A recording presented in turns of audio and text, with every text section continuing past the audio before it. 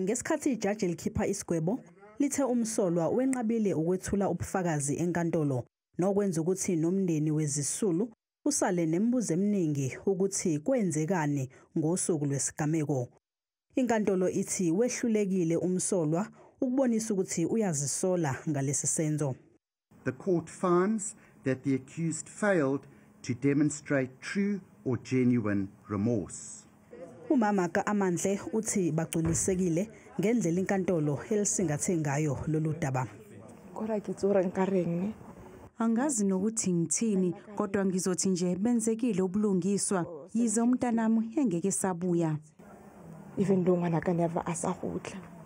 uSimiyawo waqala waliphika leli cala kodwa ngokuhamba kwesikhathi walivuma. Okhulumela iNPA uPhindi Mjonondwane uthi kwangeyona inhloso yakhe umsolwa ukuvuma leli cala.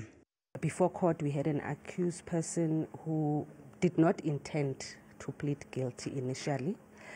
However, when he realized the overwhelming evidence against him, he then had a change of heart. I think the NPA, they've done well to really get the killer to even confess. I'm sure the evidence was too much.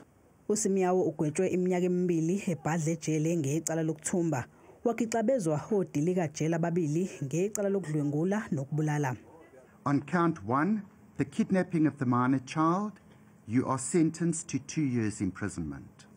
On count 2, the murder of the minor child, you are sentenced to life imprisonment. On count 3, the rape of the minor child, you are sentenced to life imprisonment. Umphakathi usijabulele isinqumo senkantolo. It won't bring her back, but it sends a message ukuthi kwanele. As women, we need to stand up and say we are tired, it's enough. We are very happy that justice has been served today, although we're not satisfied, but at least we are happy and we're hoping for the best and for Mama Amandle to find closure.